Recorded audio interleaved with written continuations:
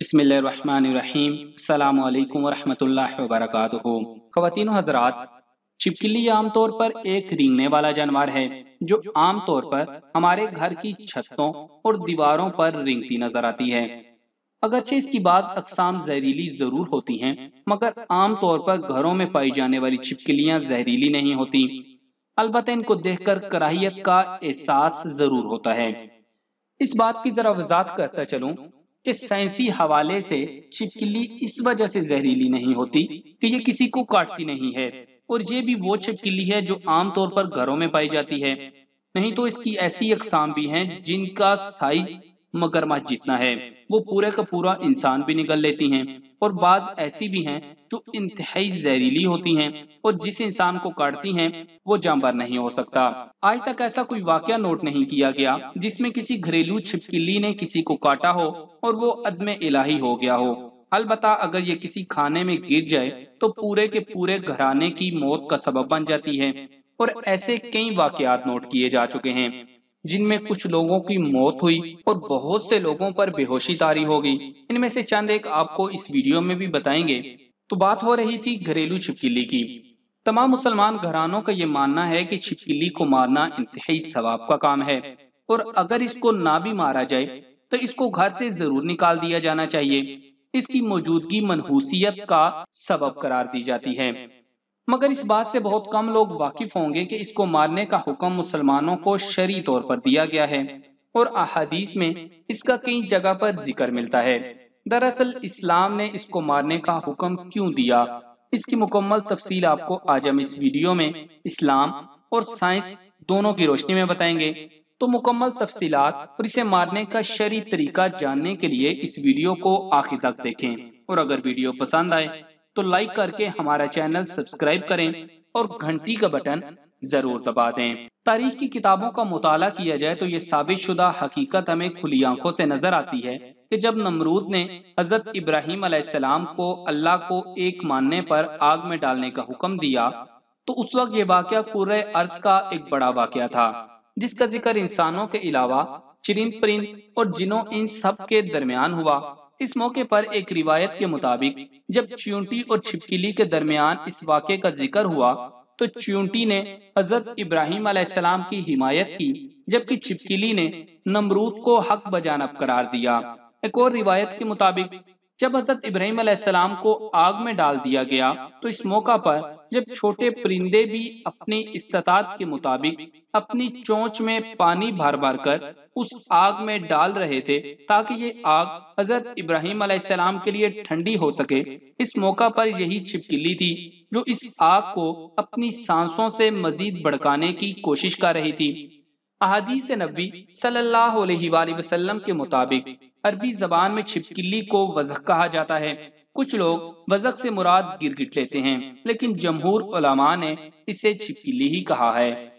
جب اس کے حوالے سے نبی اکرم صلی اللہ علیہ وآلہ وسلم سے دریافت کیا گیا تو آپ صلی اللہ علیہ وآلہ وسلم نے فرمایا کہ یہ حضرت ابراہیم علیہ السلام کے لیے جلائی آگ میں پھونکے مارتی تھی۔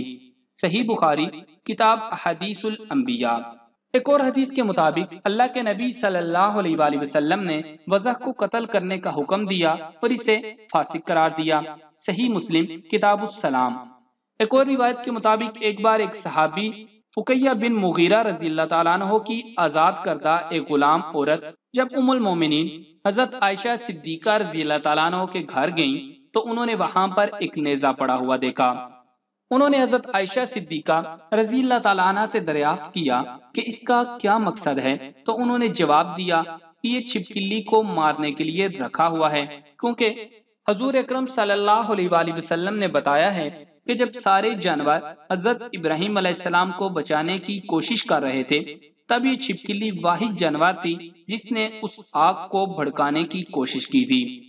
چھپکلی کو قتل کرنے کے بہت سے دلائل ہیں جن کی بنا پر اسے قتل کرنا مشروع ہے، چاہے اسے کسی بھی چیز کے ساتھ قتل کیا جائے، لیکن جلانا درست نہیں۔ انسان، حیوان، چرند پرند، کسی بھی ذی روح چیز کو جلانا اسلام میں ناجائز و مکروہ ہے۔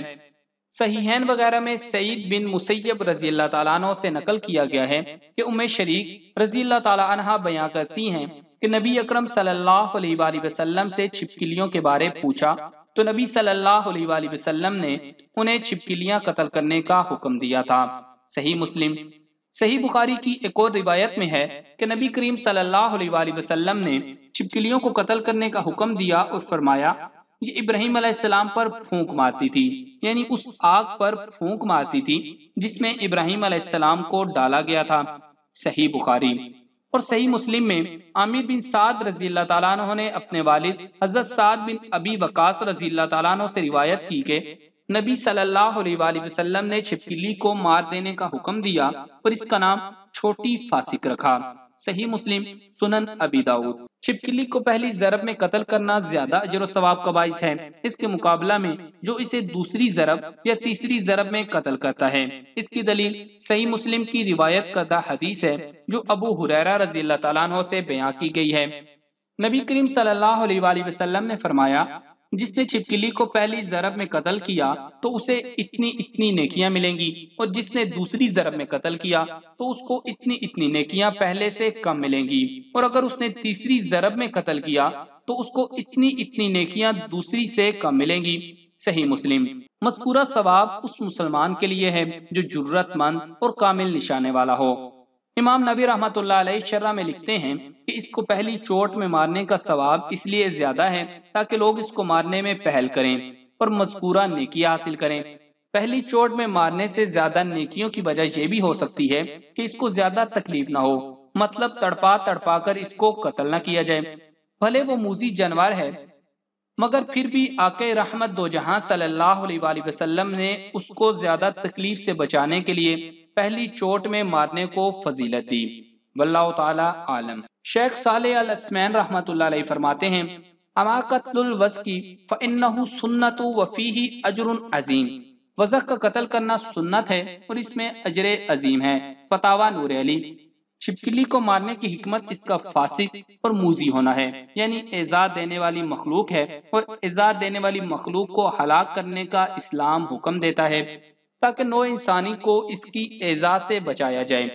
کبھی کبھار وہ کھانے میں اپنا لعاب یعنی تھوک ڈال دیتی ہے یا کھانا جھوٹا کر دیتی ہے جو کھانے میں زہریلے اثرات پیدا کرتا ہے جس سے انسانی موت بھی ہو سکتی ہے۔ جب اسے نقصان کا اندیشہ ہو تو اس کو مارنے کا حکم دیا گیا ہے تاکہ انسانی جان کو اس کی ایذا سے بچایا جا سکے۔ شریعت اسلامیہ کا اساسی قاعدہ ہے کہ الضرر یزال، ضرر کو زائل کیا جائے۔ چنانچہ اسی حکمت کے پیش نظر رسول اللہ صلی اللہ علیہ وآلہ وسلم نے فرمایا اقتل الاسود فی الصلاۃ الحیۃ والعقرب، سانپ اور بچھو کو نماز میں بھی قتل کر ڈالو۔ ابن ماجہ۔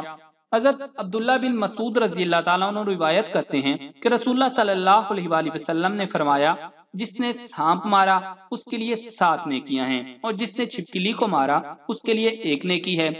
بہرحال گھروں میں جو چھپکلیاں رہتی ہیں انہیں مارنا چاہیے۔ اگر یہ کسی کھانے میں گر جائے تو اس کے زہریلے اثرات سے بہت نقصان کا اندیشہ ہے۔ انہیں زہریلی ادویات سے بھی مارا جا سکتا ہے۔ گھر میں ان کے سدباب کے لیے سپرے وغیرہ بھی چھڑکی جا سکتی ہے۔ اور اللہ کے رسول صلی اللہ علیہ وآلہ وسلم کی روایت جو کہ اوپر گزر چکی ہے جس میں ہم آپ کو بتا چکے ہیں کہ حضرت ابراہیم علیہ السلام کی آگ کو پھونکے مارتی تھی، اس روایت میں چھپکلی کی فطرت کی طرف بھی اشارہ کیا گیا ہے۔ جیسا کہ سانپ اور بچھو کی فطرت ڈنگ مارنا ہے، پس چھپکلی کی فطرت اہل ایمان کی عداوت اور ان کے ساتھ بغض کا اظہار ہے، مگر قتل کرنے کی اصل وجہ اس کا انسان کو نقصان پہنچانا ہی سمجھ آتا ہے۔ کتنے ہی ایسے واقعات سننے اور اخبارات میں پڑھنے کو ملتے ہیں کہ چھپکلی کھانے یا پینے کی کسی شے میں گر گئی اور اس کے زہریلے پن سے اہل خانہ کی موت واقع ہو گئی، یا گھر کے افراد نے کھانا کھایا اس میں چھپکلی گری تھی تو سب کے سب افراد بے ہوش ہو گئے۔ ان میں سے چند واقعات آپ کو سناتے ہیں۔ ایک دفعہ رائے ونڈ میں واقع کالونی ٹیکسٹائل ملز میں صبح کے ناشتے کے لیے تیار چنے میں چھپکلی گرنے سے متعدد مزدوروں کی حالت گیر ہو گئی، جنہیں بروقت تشویشناک حالت میں مقامی سوشل سیکورٹی ہسپتال منتقل کر دیا گیا، جہاں طبی امداد کے بعد سب کی جان بچائی گئی۔ رحیم یار خان میں زہریلا کھانا کھانے کے باعث میاں بیوی بے ہوش ہو گئے۔ ہوا کچھ یوں کہ عبداللہ ٹاؤن کے رہائشی محمد امین کی اہلیہ نے دوپہر کے وقت کھانا تیار کیا، تاہم اسی دوران چھپکلی سالن میں گر گئی اور اسے پتہ نہ چل سکا، جس سے سالن زہر آلود ہو گیا، جس کے کھانے سے محمد امین اور اس کی اہلیہ اقرا بانوں پر بے ہوشی طاری ہو گئی۔ मालूम पड़ने पर वरसा ने दोनों को फौरी तौर पर तिब्बी इमदाद के लिए अस्पताल मुंतकिल कर दिया। जहां दोनों को तिब्बी इमदाद फराम की गई तो उनकी तबीयत कुछ बेहतर हुई। इसी तरह विहाड़ी के अलावा नोगरा के रिहायशी मुनीर अहमद के घर में खाना बनाने के दौरान छिपकली गिर गई, जिससे खाना जहरीला हो गया। जहरीला खाना खाने से 9 अफराद एक साथ बेहोश हो गए। हमसायों की इत्तला पर रेस्क्यू अमले ने बेहोश अफराद को अस्पताल मुंतकिल कर दिया। मुतासरा अफराद को डिस्ट्रिक्ट हेडक्वार्टर अस्पताल में तिब्बी इमदाद देकर उनकी जान बचाई गई। भारतीय शहर बेंगलोर के एक स्कूल में सरकार की तरफ से दिए जाने वाला खाना खाने के बाद 300 बच्चों को हंगामी हालत में अस्पताल ले जाना पड़ा।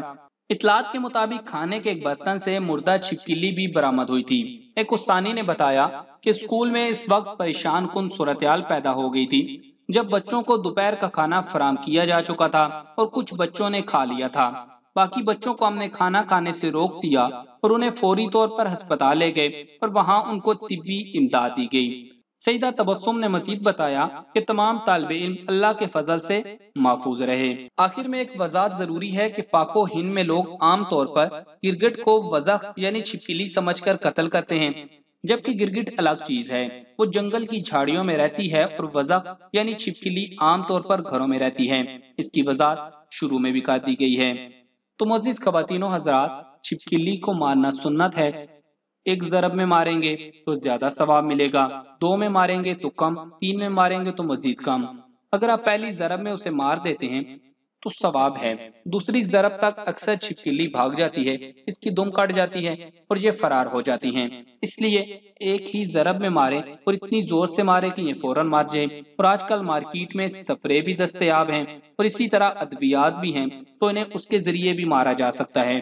तो इनसे छुटकारा हासिल करें ताकि ये आपको नुकसान न पहुंचा सकें। और इन अहादीस की रोशनी में ये इंतहाई सवाब का काम है, तो इसको ज्यादा से ज्यादा फेसबुक और व्हाट्सएप के ऊपर लोगों तक शेयर करें ताकि लोग इस सवाबे कार में हिस्सा ले सकें और इससे ज्यादा फायदा उठा सकें। तो इस सदका जारिया में हमारा साथ दें, इस्लाम की इन तालीमात को ज्यादा से ज्यादा लोगों तक शेयर करें। जज़ाकल्लाह।